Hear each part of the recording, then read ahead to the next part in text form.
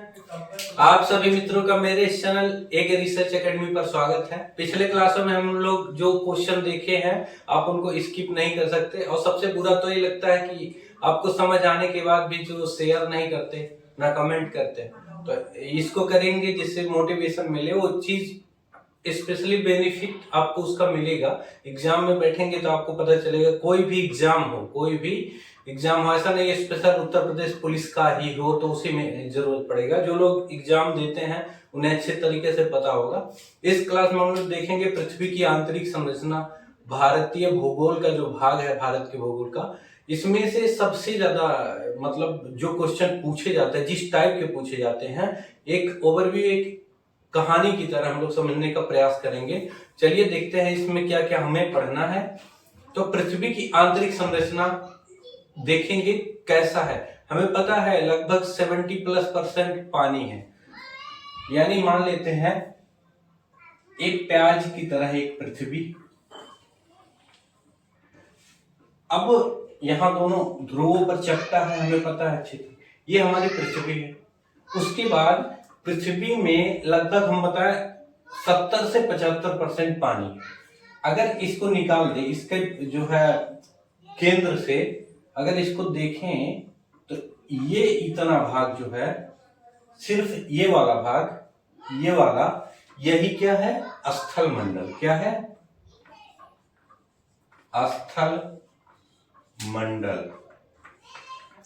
ये वाला भाग है हमारा स्थल मंडल, और ये बकिया क्या है, महासागर। क्या है? महासागर। हमने देखा ये हमारा स्थल मंडल, इतना हिस्सा, लगभग 1/4 हिस्सा जो है स्थल मंडल, और बकिया सारे जल हैं। अब देखेंगे कि ये जो है हमारी पृथ्वी की आंतरिक संरचना में सबसे ज्यादा, अच्छा एक क्वेश्चन पूछा जाता है पृथ्वी के अंदर सबसे ज्यादा कौन सा कौन सा तत्व पाया जाता है, तो हम कह देंगे उस समय ऑक्सीजन, यानी O2। ऑक्सीजन सबसे ज्यादा पाया जाता है। उसके बाद कितना पाया जाता है, 41%।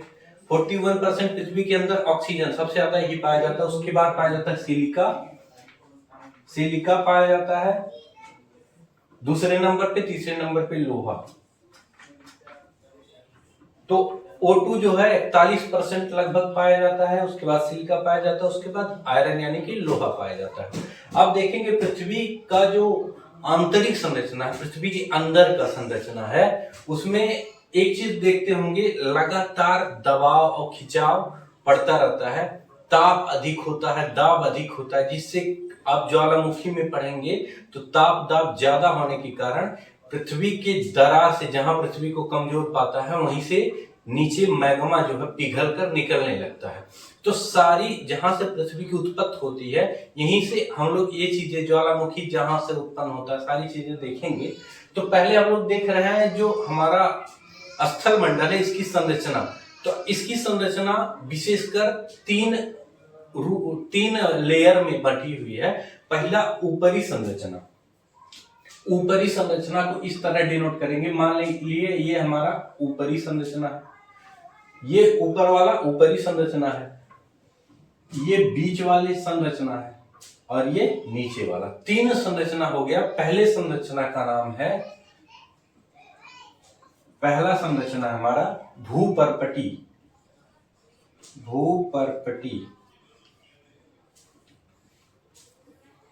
पहला है भूपर्पटी, दूसरा है मेटल। पहला है भूपर्पटी, दूसरा है मेटल, और तीसरा हमारा है क्रूड।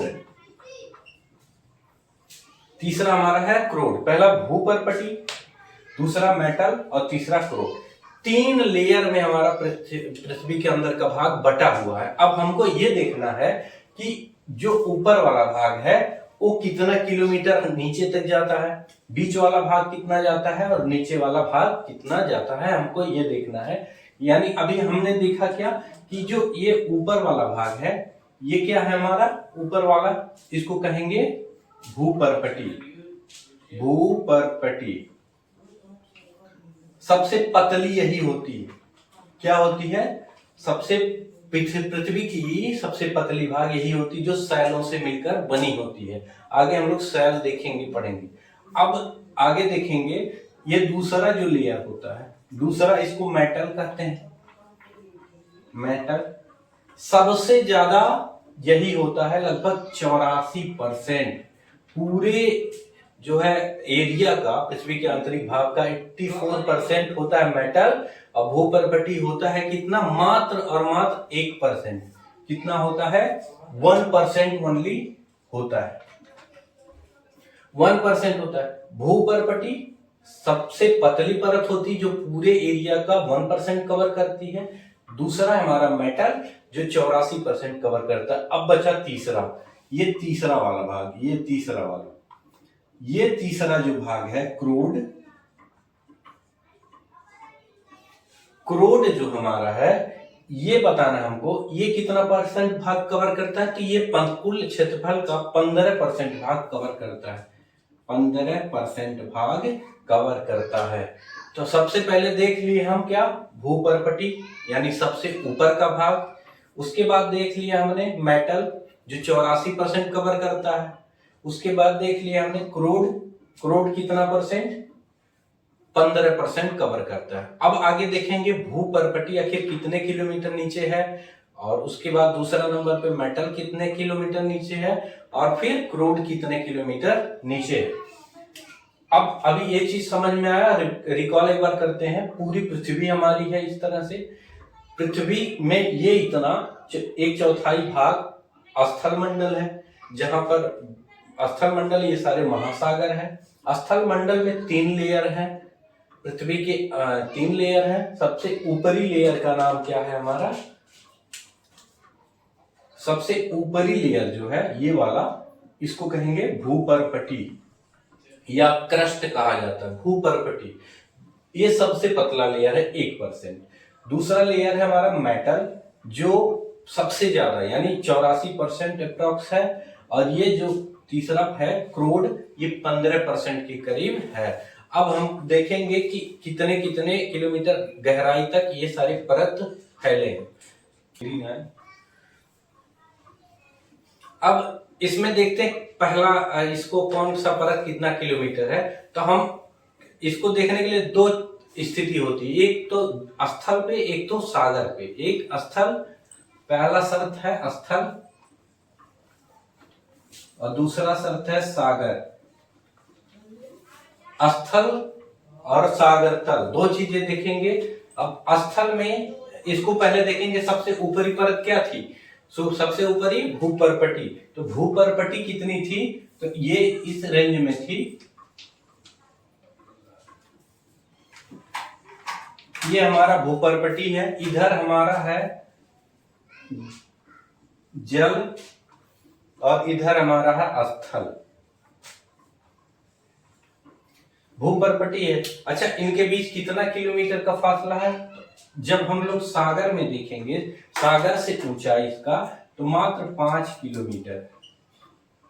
सागर से देखेंगे तो सिर्फ और सिर्फ 5 किलोमीटर है। और अगर जमीन से देखेंगे तो ये कितना है, 35 किलोमीटर। अगर जमीन से देखेंगे तो 35 किलोमीटर, अगर सागर से देखेंगे तो 5 किलोमीटर इसकी ऊंचाई है। अब सबसे पतली परत टोटल कितना % कवर करता था, 1% ओनली, 1% कवर करता। अब इसके नीचे हम बता दिए कि हमारा मेटल है। क्या है, मेटल। ये हमारा एरिया है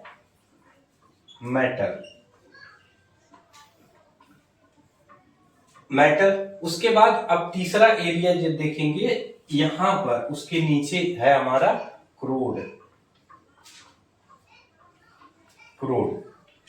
यानी सबसे पहले क्या है, भूपर्पटी। ये है भूपर्पटी। दूसरा क्या है, मेटल। और तीसरा क्या है, क्रोड। ये कितना किलोमीटर है, 1% पूरे कवर करता है, 5 किलोमीटर महासागर पर। और अगर जमीन से बात करेंगे तो 35 किलोमीटर। ये कितना है मेटल, तो ये है टोटल सबसे लंबा, 84% कवर करता है। ये 2900 किलोमीटर तक है। 2900 किलोमीटर गहराई तक आप जाएंगे 2900 किलोमीटर तक तो यही मेटल मिलेगा, यानी टोटल कवर करता है ये 84%। उसके नीचे जब जाएंगे तो ये 3500 किलोमीटर है, 3500 किलोमीटर, 3500 किलोमीटर तक है क्या, क्रोड, जो कितना कवर करता है, 15% कवर करता है। अब इसका ताप और दाब दोनों उच्च होता है, ये चीज हमको याद रखना है। उच्च ताप प्लस दाब, इसका टेम्परेचर और प्रेशर बहुत हाई होता है, नीचे वाली क्रोड का सबसे ज्यादा होता है। अच्छा, बीच वाला देखे थे, बीच वाला मेटल कितना ऊंचाई तक है, ये गहराई तक है, आपका पता चल गया। अच्छा, पहले वाले में है क्या, तो पहले वाले में अगर जल के एरिया में देखेंगे, यानी भूपर्पटी में अगर जल के एरिया में देखेंगे तो यहां मिलता है सिलिका और मैग्नीशियम। अब देखेंगे जो भूपर्पटी है, भूपर्पटी में महासागर के क्षेत्र में और स्थल के क्षेत्र में, हम बताएं यहां पर 18 किलोमीटर का था, 5 किलोमीटर का था डिफरेंस, 5 किलोमीटर महासागर पर और स्थल मंडल पर 35 किलोमीटर, 35 किलोमीटर था। अब ये देखना है कि यहाँ कौन कौन से तत्व पाए जाते हैं, तो हम देखेंगे पहले महासागरी क्षेत्र में, भूपर्पटी में महासागरी क्षेत्र में सबसे ज्यादा अगर कोई पाया जाता है तो पाया जाता है सीमा। जो हमारा भूपर्पटी का महासागरी एरिया है इसमें सबसे ज्यादा पाया जाता है सीमा। सीमा इसका पूरा नाम नहीं है, सीमा का मतलब होता है SI से होता है सिलिका, MA से होता है मैग्नीशियम, SI से हमारा होता है सिलिका और MA से होता है मैग्नीशियम।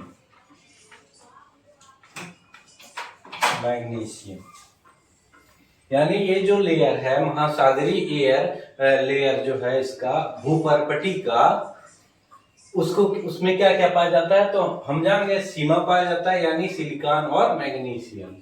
और देखेंगे भूपर्पटी का जो स्थलीय एरिया यहाँ पाया जाता है क्या, तो यहाँ पाया जाता है सियाल से समझ गया, SI से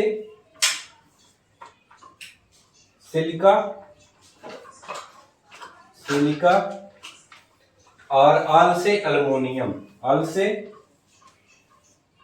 एल्यूमिनियम, यानी सियाल पाया जाता है, सिलिका और नीचे वाले में यानी क्रोड जो है, जिसकी लंबाई कितनी थी नीचे वाला, तो क्रोड की 3500 किलोमीटर तक थी। कितनी थी, 3500। इसमें पाया जाता है क्रोड में में पाया जाता है ये 3500 किलोमीटर, इसमें पाया जाता है निफे।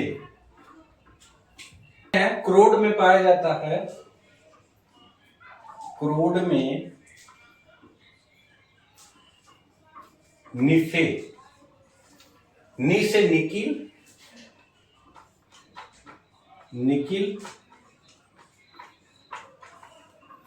फे से फेरस लोहे का नाम है तो इसको कहेंगे लोहा, आयरन, यानी निकिल और फेरस यानी कि आयरन। क्रोड जो सबसे निचली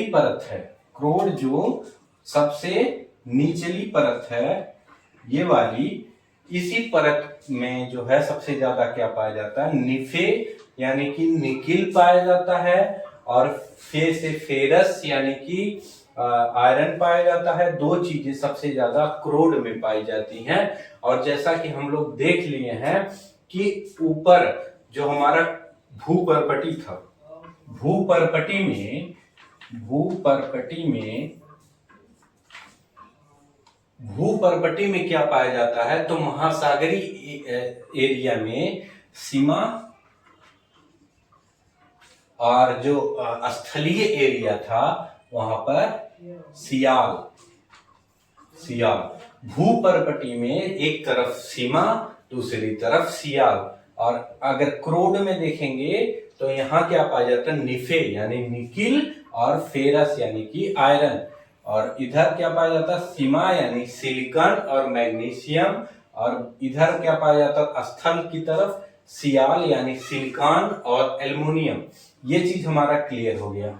अच्छा, अब देखना है पहला जो भाग होता है हमारा, पहला भाग क्या है,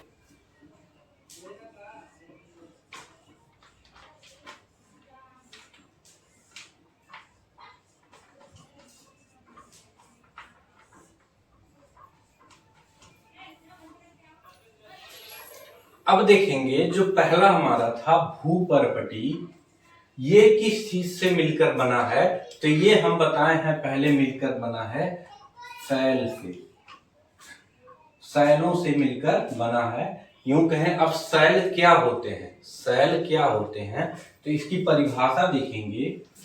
सैल पृथ्वी का ऊपरी परत, पृथ्वी का ऊपरी परत, पृथ्वी का ऊपरी परत।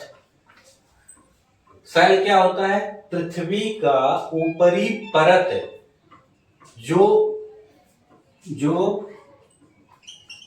खनिजों से मिलकर बना होता है, खनिजों से मिलकर बना होता है, उसे क्या कहते हैं, उसे ही हम लोग सैल कहते हैं। पृथ्वी का ऊपरी परत यानी भूपर्पटी जिन खनिजों से मिलकर बना होता है उसे ही सैल कहते हैं। अब ये खनिज में लोहा होगा, पेट्रोलियम वगैरह भी होंगे, और लोहा, एल्युमिनियम, ये सारी चीज भी होंगी। हम जान गए सैल क्या होते हैं, तो पृथ्वी का सैलों से हमारा भूपर्पटी बना है। देखेंगे